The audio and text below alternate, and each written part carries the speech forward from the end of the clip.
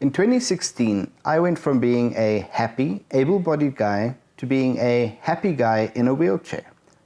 I knew very little about people with disabilities before I became disabled myself. Now I want to do my part by sharing information and raising awareness. It is currently Disability Awareness Month here in South Africa, and to be honest, I didn't know. So I don't think we're doing so great on the awareness aspect. Let's change that.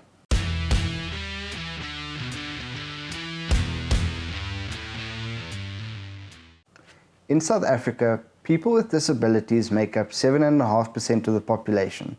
To put this in perspective, if we were a political party, we'd be the fourth largest political party in the country. Yet there is still very little awareness around people with disabilities. People with disabilities are just people who want to be treated fairly, to be treated as equals. But this cannot be done until we raise awareness. We have an amazing constitution in South Africa. It is written to include every single person. Unfortunately, it is just not being applied correctly.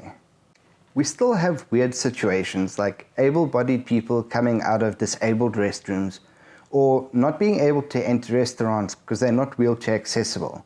Like, do they not want our money?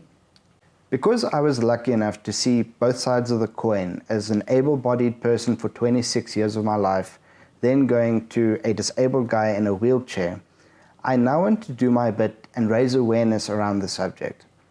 I can only speak on spinal cord injuries because that is my experience, my disability, and what I know.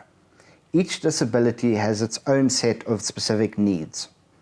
Let me share some information on spinal cord injuries.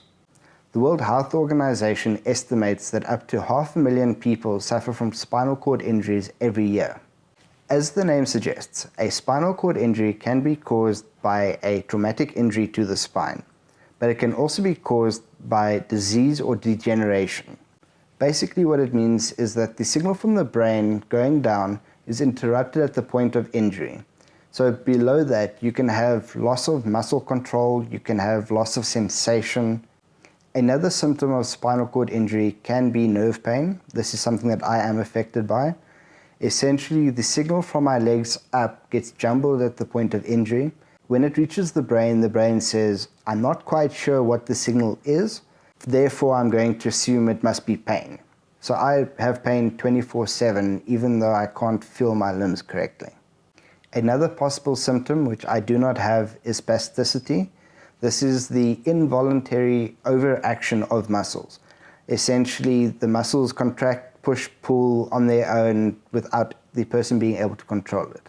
Another symptom can be loss of control in bladder, bowels, and sexual function. Again, it's not always the case, but it is quite common. With higher up injuries, often breathing problems can occur. Something important to note here is that with spinal cord injuries, recovery and the symptoms and everything can differ tremendously from one person to the next. So there are people that have recovered from spinal cord injuries and can walk. There are people that have never lost sensation even though they lost muscle control. Things like that. It really does differ. I want to quickly touch on how to treat someone with a disability, specifically how to treat me with a spinal cord injury. I can only speak for myself. Each person has their own opinions and it differs, and that's perfectly fine. This is my opinion, my perspective. I want to be treated like everyone else. I want to be treated with respect, like I was before I was injured. As an able-bodied person, if I was carrying something, you wouldn't suddenly have someone grab it out of your hands and go, "Here, let me help you." That's rude. I just want that same level of respect. Oftentimes people think that they're helping by pushing my wheelchair, but they've actually injured me because of it. So if you want to help, just ask. Most of the times I'm pretty capable of doing things for myself. I'm completely independent, but I appreciate when people offer their assistance. Usually it's when I'm getting in and out of the car loading my wheelchair. Most of the time I do it by myself. I'm perfectly capable. But there have been times when I tore a ligament in my shoulder, I actually struggled to unload my wheelchair. People would offer and it was really appreciated. But it starts with asking. Get permission first before just assuming and grabbing and actually disrupting the person. Because If you just assume and you grab, you can actually make things much worse. The next thing is, speak to me directly. It is quite funny how often my wife gets asked questions about me, like in a restaurant what I want to eat, or we were sitting on a plane and the person was speaking to my wife asking me about my knees. Like, why not just ask me directly? Because people have this concern about speaking directly to a person with disabilities. They don't want to make them feel uncomfortable. They don't know what to do. Just speak to me like a normal person and go from there. The next pet peeve is wheelchair parking spots. This is a huge problem.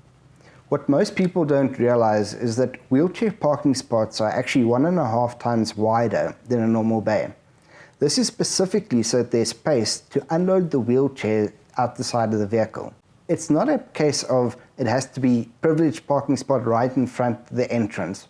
It is literally about the fact that if I do not have enough space, I cannot get out of my vehicle. The last thing I want to say on how to treat someone with a disability is, if you want to ask them a question, first ask permission to ask those questions. Personally for me, I'm a public speaker. I talk about these things often. I have many conversations with people. It doesn't bother me, but that is me personally. Other people might not feel the same. They might not want to have to rehash the incident that left them in a wheelchair every single time they go out in public. They might not want to talk about the intricate stuff, the struggles that they have as a person with disability. Maybe they do, maybe they don't. But start by asking them permission. Ask them if you may ask further questions. If they say no, they don't mind, great, go ahead and ask. But be respectful in the way that you ask them. There are really some questions that are just off limits in the first discussion that you and I have. I hope that you've enjoyed this video and gotten something out of it. Please share this video so that we can raise awareness for people with disabilities and create a more inclusive society. Thanks.